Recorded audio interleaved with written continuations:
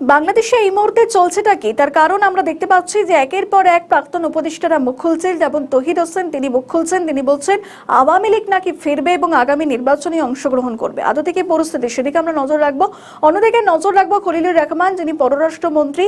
এবার তিনি কি সেই দপ্তরেই থাকবেন, নাকি তিনি জাতিসংঘের যে পদের জন্য প্রতিদ্বন্দ্বিতা করতে যাচ্ছেন তার জন্য তিনি পররাষ্ট্রমন্ত্রীর পদ ছেড়ে দেবেন? এই নিয়েও কিন্তু জল্পনা তৈরি হয়েছে, সেদিকে আমরা নজর রাখবো। অন্যদিকে নজর রাখবো বাংলাদেশের সংকটকালীন পরিস্থিতি কিভাবে মোকাবিলা করছে তারেক রহমানের সরকার।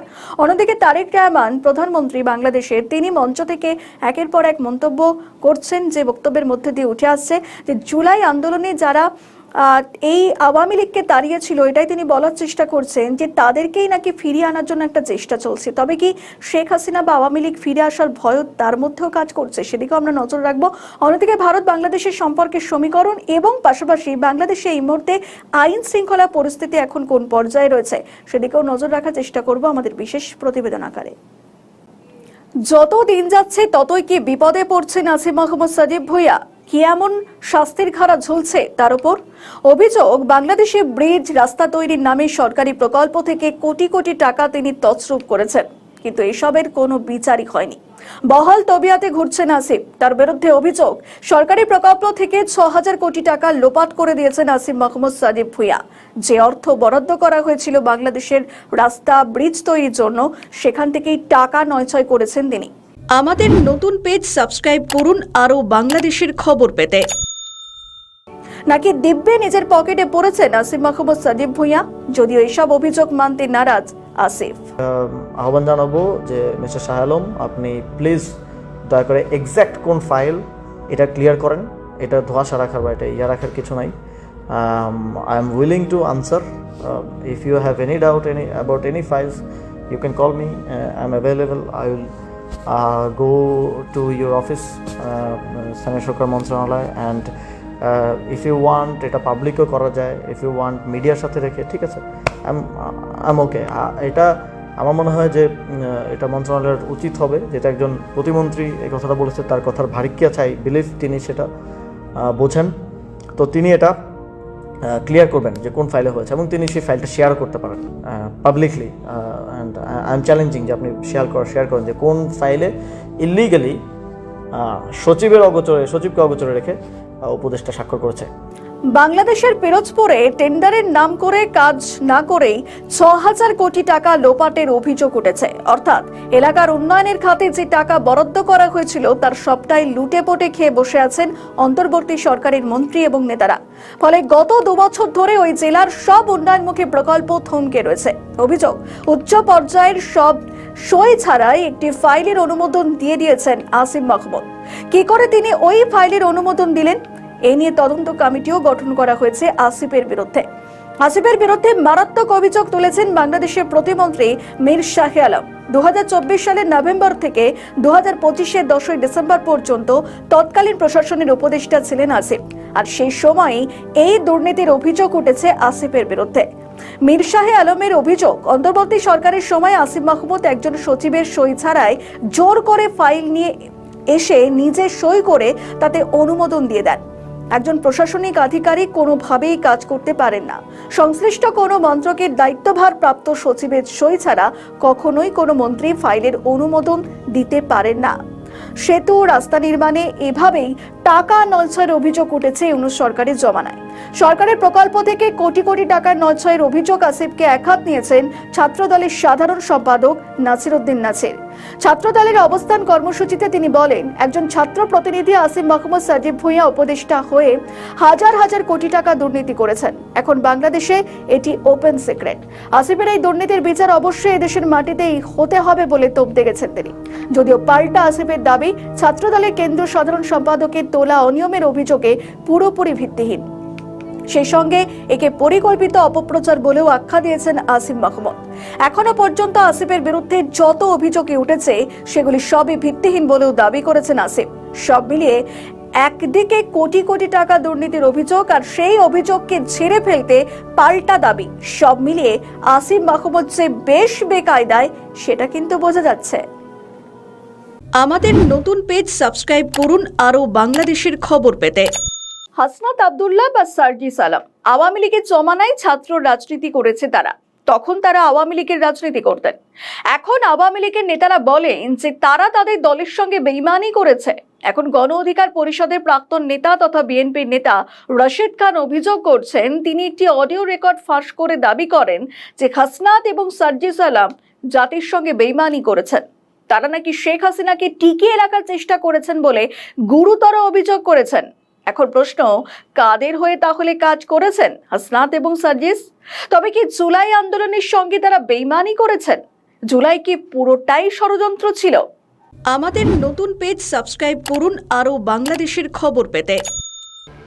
হাসনাত এবং সার্জিস নাকি জাতির সঙ্গে বেইমানি করেছে, এমনকি রশিদ খান বলছেন নাহিদ ইসলাম, আসিফ মাহমুদ, সাজিব ভুঁইয়া যখন ডিবিতে মার খেত তখন নাকি হাসনাত আব্দুল্লাহ, সার্জিস আলম পুকুর পাড়ে জুস খেত। সোমবার নিজের ভেরিফাইড ফেসবুকে পোস্ট দেন রশিদ খান, আর তিনি দাবি করেন যেখানে শেখ হাসিনাকে টিকিয়ে রাখতে অন্য সমন্বয়কদের হাসনাত আব্দুল্লাহর হাতাহাতি পর্যন্ত হয়েছে। নাহিদ, আসিফ ডিবিতে মার খেত আর হাসনাত সার্জিস ডিবি কার্যালয়ের পুকুর পাড়ে বসে জুস খেত। পোস্টে একটি অডিওতে যেখানে আপলোড করেন এবং কেন জুস খাওয়াতো এই অডিওতে শোনার কথা তিনি বলেছেন। তিনি লেখেন যে আমি বিএনপির এমপিদেরকে বলবো সংসদে যে যখন বেশি কথা বলবে তখন এই অডিওটা বেশি বেশি করে বাজাবেন বলেও আহ্বান জানান তিনি। এমনকি তিনি হাসনাত সার্জিস জাতির সঙ্গে বেইমানি করেছে বলে দাবি করে তিনি লেখেন, আমি পূর্বে বলেছিলাম গণঅভ্যুত্থানের সময় হাসনাত এবং সার্জিসের দুর্বলতা থাকার কারণেই তারা পরবর্তীতে আওয়ামী লীগ নিষিদ্ধের আন্দোলন করে, কিন্তু প্রকৃতপক্ষে তারা আওয়ামী লীগের পক্ষেরই লোক। একজন উপদেষ্টা শপথ নেওয়ার আগে 7ই আগস্ট রাত 2টোর দিকে বলেছিল হাসনাত সার্জিস জাতির সঙ্গে বেইমানি করেছে। অডিওতে হাসনাত সার্জিসের বেইমানির প্রমাণ উল্লেখ করে তিনি লেখেন, এই অডিওতে এই বেইমানির কিঞ্চিত প্রমাণ পাবেন। আসিফ মাহমুদের বইতে গণ অভ্যুত্থানে শুধুমাত্র ইতিবাচক দিকটা উঠে এসেছে, কিন্তু হাসনাত সার্জিসের বেইমানির ইতিহাসটা আসে নাই। আশা করি পরবর্তী এডিশনে আমরা সেটা পাবো, আর না পেলে 71-এর মতো 24-এর বানোয়াট ইতিহাসেরই আমাদের সম্বল হবে। কি অডিও পোস্ট করেছেন রশিদ খান, একটু শুনুন। প্রত্যেকটা মিটিং এ যদি কোনো ভয়েস সবসময় রেজ ছিল যে মিছিল হলের ভিতরে যাবে না এবং মিছিল কখনো ভাঙবে না, সেটা হচ্ছে হাসনাত আব্দুল্লাহ। আমি রেগুলার এটা মিন করে গেছি, রেগুলার। আমি কখনোই কনফ্লিক্টে যেতে চাই নাই, কনফ্রন্টেশনে যেতে চাই নাই। আমাদের দাবি একটাই ছিল কোটা সংস্কার, আমি সেটার মধ্যেই স্থির থাকতে চাইছি। এখন ঘটনা হচ্ছে যদি সমন্বয়কদের মধ্যে, আমি পুনরাবৃত্তি করছি, সমন্বয়কদের মধ্যে যদি কেউ একবারে সিদ্ধান্ত নিয়ে নেয় কেউ না জানায়, সেটার দায়ভার ভাই কেন আমি নিব? আমি আমার জায়গা থেকে সর্বোচ্চ চেষ্টা করছি এটা নিয়ে হাতাহাতির পর্যন্ত, বাকি মানে হাতাহাতি শুধু হয় নাই, মানে হাতাহাতি ছাড়া যত ধরনের যা কিছু আছে সবগুলাই হয়েছে। এখন যদি ভাই কেউ কথা না শুনে সেই জায়গায় আমি কি করতে পারি বলো? যদিও এই অডিও বার্তার সত্যতা যাচাই করেনি নিউজ বর্তমান, কিন্তু প্রশ্ন উঠছে যদি সত্যিই হাসনাত সার্জিসটা শেখ হাসিনার বা আওয়ামী লীগের হয়ে আন্দোলন করে থাকে তবে এটা ভয়ঙ্কর দিকে এগোচ্ছে। রাজনৈতিক বিশেষজ্ঞরা বলছেন যে জুলাই আন্দোলন নাকি ইতিহাস তৈরি করেছে বলে দাবি করে থাকে ছাত্ররা, তার মধ্যে এই বিভক্তিকরণ জনগণের কাছে একটা বিভ্রান্ত সৃষ্টি করবে, যার জেরে ছাত্রদের গ্রহণযোগ্যতা যেমন কমে যাচ্ছে সেটা আগামী দিনে আরও কমে যাবে বলে মত বিশ্লেষকদের। আমাদের ভিডিও ভালো লাগলে লাইক ও শেয়ার করুন, কমেন্ট সেকশনে আপনাদের মতামত জানান। আরও ভিডিও পেতে আমাদের চ্যানেলটিকে সাবস্ক্রাইব করুন এবং প্রতি মুহূর্তে খবরের আপডেট পেতে প্রেস করুন বেল আইকন। বাংলাদেশ কি এবার থেকে পাকিস্তানের কথায় চলবে, নাকি ইউনুসের সময় থেকেই ইসলামাবাদের কথা মতো চলছে বাংলাদেশ? ঢাকার অর্থনীতি, বাণিজ্য, খেলা সবই কি নিয়ন্ত্রণ করবে পাকিস্তান? শাহবাজ শরীফ কি পরামর্শ দিচ্ছেন তারেক রহমানকে? যা নিয়ে লাফাচ্ছে ঢাকা। রাজনৈতিক বিশ্লেষকদের মতে 2024 সালের মাঝামাঝি থেকে পাকিস্তান ও বাংলাদেশ সম্পর্ক খারাপ দিকে গড়ায়। এশিয়ার এই দুদেশেই ধাপে ধাপে কূটনৈতিক অর্থনৈতিক সম্পর্কে দূরত্ব বাড়িয়েছে। তবে এই ভেঙে পড়া সম্পর্ককে ফের জোড়া লাগাতে চাইছে দুদেশই। কয়েকদিন আগে ঢাকায় এসেছিলেন বায়ুসেনার শীর্ষকর্তা। এমনিতেই বাংলাদেশ বিভিন্ন দিক থেকে বন্ধু বলে ভাবে পাকিস্তানকে। পাকিস্তানের লস্কর-ই তৈবা, টিটিপির মতো জঙ্গি গোষ্ঠীগুলি বারবার পাক মদতেই ফুলে ফেপে উঠেছে। এতদিন নির্লজ্জ পাক জেহাদিরা আক্রমণ করেছে কাশ্মীর ও পাক অধিকৃত কাশ্মীরকে। এবার কি বাংলার সীমান্তেও জঙ্গিদের ফ্রি হ্যান্ড দিতে চাইছে পাকিস্তান? এখানে তো সাহায্য লাগবেই বাংলাদেশের।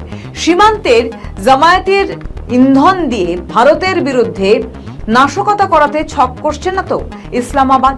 আর তাই কি ঢাকা আসার জন্য ছটফট করছেন ওই দুই নির্বোধ? কিন্তু এবার সতর্ক রয়েছে নয়াদিল্লিও। শুধু তাই নয়, পাকিস্তানের থেকে অত্যাধুনিক যুদ্ধবিমান কেনার চুক্তি করেছে বাংলাদেশ। নানান সমস্যায় জর্জরিত পাকিস্তান, সে দেশের প্রাক্তন প্রধানমন্ত্রী তথা বিশ্বকাপ জয়ী অধিনায়ক ইমরান খান পড়ছেন জেলে। এও শোনা গিয়েছিল যে জেলের মধ্যে তাকে বেদম পিটিয়ে ইমরানের দৃষ্টিশক্তি খারাপ করে দেওয়া হয়েছিল। অবশ্য এই খবরের সত্যতা নিয়ে প্রশ্ন আছে। সেই পাকিস্তানের থেকেই নাকি যুদ্ধবিমান JF-17 থান্ডার কিনতে চায় বাংলাদেশ। চীন পাকিস্তানের যৌথ উদ্যোগে তৈরি করা হয়েছে এই অত্যাধুনিক যুদ্ধবিমানটি। 2019 ও 2025 সালে ভারতের সঙ্গে যুদ্ধে এই যুদ্ধবিমান ব্যবহার করা হয়েছিল বলে আগেই দাবি করেছে পাকিস্তান। যুদ্ধে এর অসাধারণ দক্ষতা নিয়েও প্রশংসার সুর পাক প্রতীক্ষার শীর্ষ কর্তাদের গলায়। কি কি দক্ষতা ও প্রযুক্তি রয়েছে এই যুদ্ধবিমানের? শত্রুপক্ষকে কিভাবে ধ্বংস করতে পারে এটি? দিনের পর দিন জামাতিদের উস্কানি দিয়ে আসছে পাকিস্তান। বলা হচ্ছে ভারত বিরোধী কাজকর্মকে আরো বাড়াতে, যাতে চিন্তায় পড়তে পারে ভারত। দরকার হলে সীমান্তের হাওয়া গরম করে তোলার ইন্ধন দেওয়া হচ্ছে তাদের। আর ততই খেতে না পাওয়া ভিখারি দেশ পাকিস্তানের সুরে সুর মেলাচ্ছে ঢাকা। বাংলার সীমান্তে জামাতিদের হম্বিতম্বি বাড়ছে রাতে চট করে খোলা অংশ দিয়ে বাংলায় ঢুকে পড়া। কিন্তু যত দিন যাচ্ছে বাংলাদেশে অনুপ্রবেশের ইচ্ছাতে জল ঢেলে দিচ্ছে নয়াদিল্লি। সীমান্তে বসানো হচ্ছে কাঁটা তার, মাইন বিছিয়ে রাখা হচ্ছে নদীপথ বা দুর্গম এলাকাগুলোতে। মুখে যতই শুভেন্দু অধিকারীর বিরুদ্ধে সমালোচনা করুক, মনে মনে জামাতিরা ঠিকই জানে যে বেশি ট্যাফু করলে ভারত চরম শিক্ষা দিতে পিছপা হবে না। তাই মোদি বা বঙ্গ বিজেপির বিরুদ্ধে বিরোধিতা কোনো কাজেই লাগবে না বাংলাদেশের। আর তাদের ক্রমাগত ইন্ধন জুগিয়ে যাওয়া পরম বন্ধু পাকিস্তানের কপালেও অপেক্ষা করছে চরম দুর্ভোগ। আগেই অপারেশন সিঁদুরের জঙ্গি ঘাঁটিগুলির আর অস্তিত্ব নেই। যাও বা বাকি আছে সেগুলো দ্রুত মিসাইল বা ড্রোন হামলায় ছাড়কার হতে বেশি সময় লাগবে না। ঠাকুরঘরকে আমি কলা খাইনি, এবার ডিগবাজি খাচ্ছেন আসিফ মাহমুদ সাজিব ভুঁইয়া। কিচেন ক্যাবিনেট নিয়ে উল্টো সুর আসিফ মাহমুদ সাজিব ভুঁইয়ার গলায়। বাংলাদেশে এখন নতুন আলোচনার বিষয় ইউনূসের আমলে কিচেন ক্যাবিনেট। ইউনূস সরকারের সমস্ত গুরুত্বপূর্ণ আলোচনা হতো ওই কিচেন ক্যাবিনেটেই। অনেক ক্ষেত্রেই উঁচু পদের সরকারি আধিকারিকরা জানতেই পারতেন না যে কি নিয়ে সিদ্ধান্ত নেওয়া হচ্ছে। এবার সেই কিচেন ক্যাবিনেট নিয়েই বোমা ফাটালেন আসিফ মাহমুদ সাজিব ভুঁইয়া। সাংবাদিক বৈঠকে তিনি দাবি করেছেন প্রাক্তন বিদেশমন্ত্রীর উপদেষ্টা তৌহিদ হোসেন কিচেন ক্যাবিনেট নিয়ে যা বলেছেন তার সঙ্গে জড়িত ছিলেন না আসিফ। কিচেন ক্যাবিনেটের সদস্যও তিনি ছিলেন না বলে দাবি করেছেন তিনি।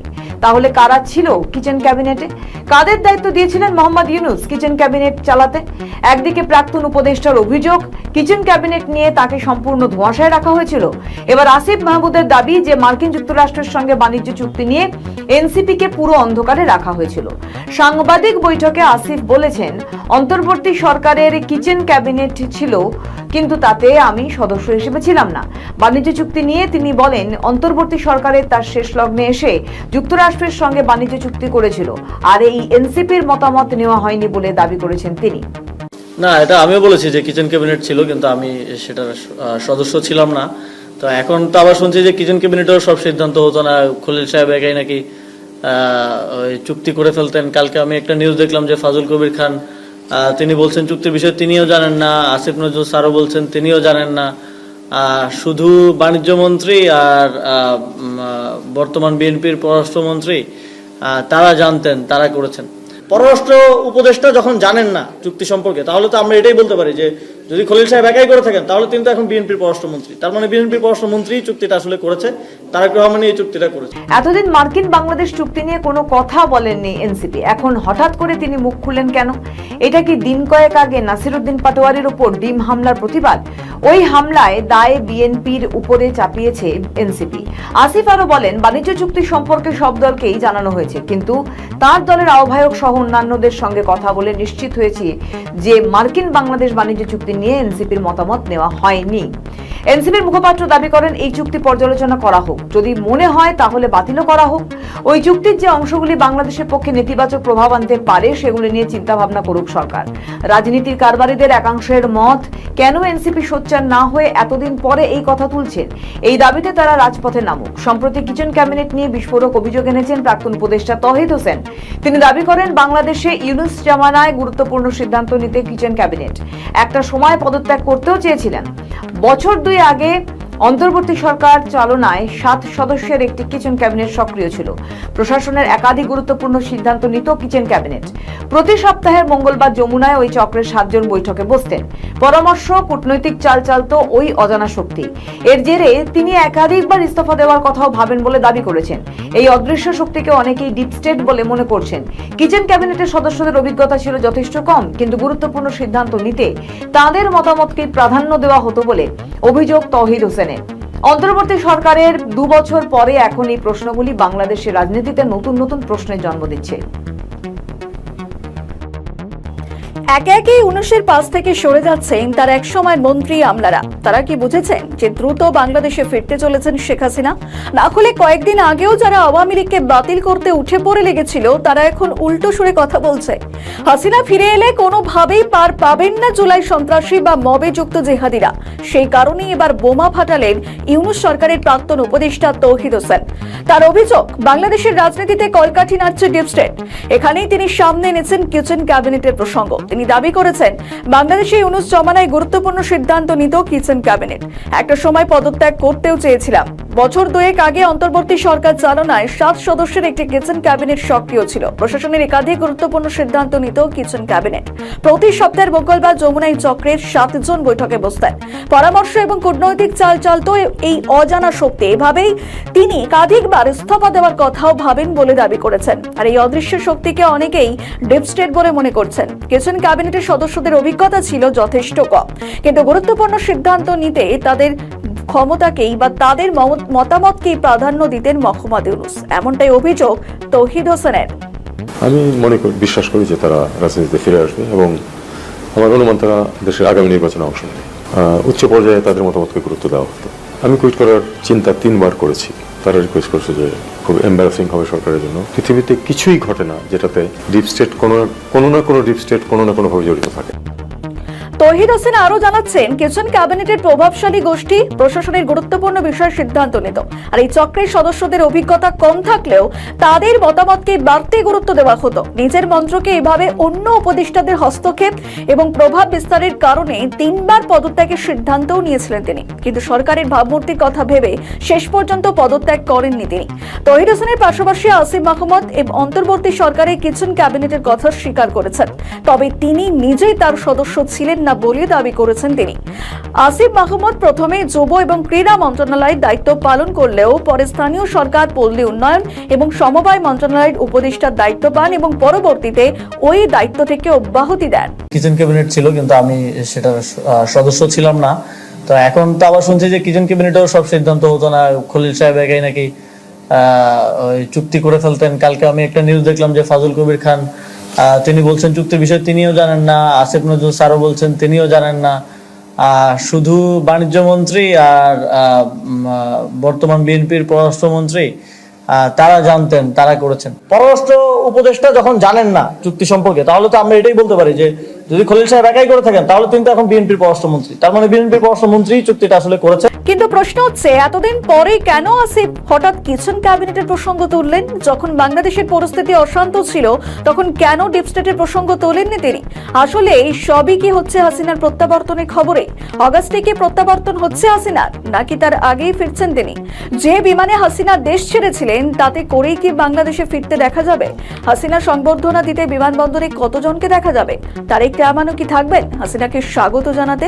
শোনা যাচ্ছে যদি দেরি হয় তাহলে আগামী ডিসেম্বরের মধ্যেই বাংলাদেশে দেখা যাবে শেখ হাসিনাকে। তার মধ্যেই নিজেদের কতটা গুছিয়ে নেবে আওয়ামী লীগ, ততদিনই কি পড়ে যাবে বিএনপি সরকার? নতুন পরিস্থিতিতে এসে কি সরাসরি দেশের হাল ধরবেন শেখ হাসিনা? তার দ্বিতীয়বারে কামব্যাকে ফের প্রধানমন্ত্রীর এখানে তাজ তুলে নেবেন শেখ হাসিনা? এইসব জল্পনায় এখন ভেসে বেড়াচ্ছে বাংলাদেশের হাওয়ায়। সংবাদ মাধ্যমে এবং অডিও বার্তায় হাসিনা জানিয়ে দিয়েছেন, চাইলে আমাকে ফাঁসি দিন, তাও দেশে ফিরবো, দেশের জনগণের জন্য ফিরবো, তারপর যা হয় দেখা যাবে। সব মিলিয়ে বাংলাদেশের টালমাটাল পরিস্থিতিতে নতুন করে জল্পনা উস্কে দিয়েছে এই কিচেন ক্যাবিনেট।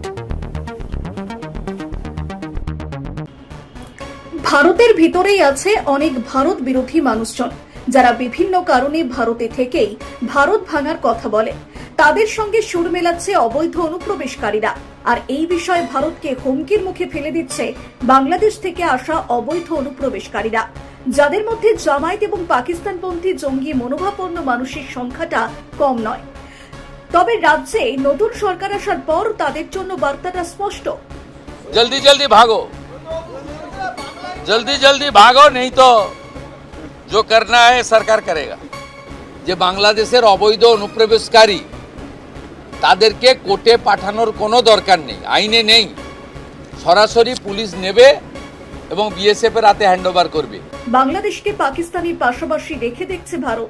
এতদিন পাকিস্তান সীমান্তে যে সুরক্ষা ব্যবস্থা চালু ছিল সেই সমমানের সুরক্ষা ব্যবস্থা চালু করা হচ্ছে বাংলাদেশ সীমান্তে। সম্প্রতি ভারতের স্বরাষ্ট্রমন্ত্রী অমিত শাহ ভারতের অসুরক্ষিত অঞ্চলগুলি পরিদর্শন করেন। পশ্চিমবঙ্গ সহ বিভিন্ন রাজ্যে বিজেপি জয়ের পর সীমান্ত এলাকায় শুরু হয়েছে যুদ্ধংদেহী মনোভাব।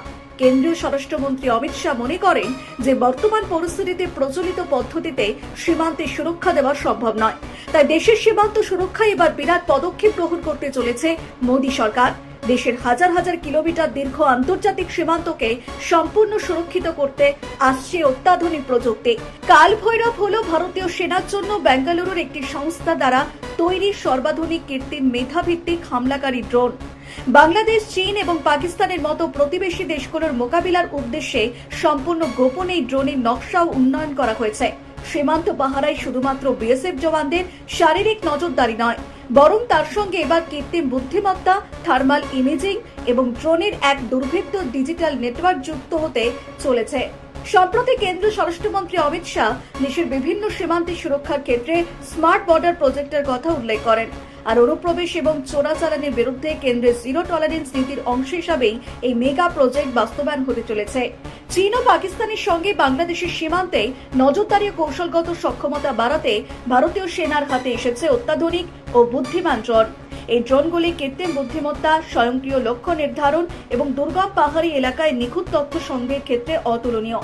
এবার অবাধে বঙ্গে বসবাসের দিন শেষ অবৈধ অনুপ্রবেশকারীদের। বাংলাদেশি বা রোহিঙ্গা সন্দেহে ধৃতদের রাখার জন্য জেলায় জেলায় হোল্ডিং সেন্টার তৈরির নির্দেশ দিল নবান্ন। ওই সমস্ত হোল্ডিং সেন্টারে সন্দেহভাজনদের আটক করে 30 দিন রাখা হবে। অনুপ্রবেশকারী সন্দেহে ধৃতেরা তো বটেই, যারা এর আগে ধরা পড়েছিলেন এবং বন্দী ছিলেন, যাদের দেশের বাইরে পাঠানোর প্রক্রিয়া চলছে, তাদেরও সেখানে রাখা যাবে বলে জানিয়েছে রাজ্য সরকার। অনুপ্রবেশকারীদের চিহ্নিত করে ফেরত পাঠানোর নির্দেশিকা আগেই জারি করেছিল কেন্দ্রীয় সরকার। ব্যুরো রিপোর্ট, নিউজ বর্তমান। আমাদের নতুন পেজ সাবস্ক্রাইব করুন আরও বাংলাদেশের খবর পেতে।